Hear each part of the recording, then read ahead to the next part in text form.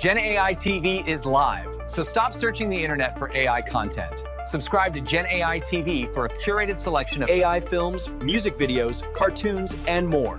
I am C, your host, and I will see you on Gen AI TV.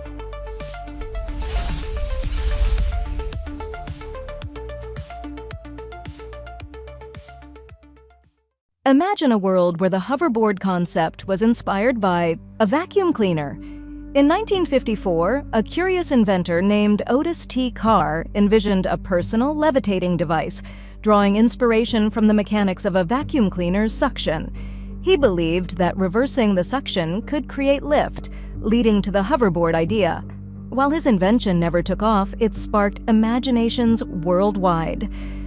This quirky origin story reminds us that innovation often comes from the most unexpected places. If you enjoyed this surprising tidbit, hit the like button, subscribe, and leave a comment to support us.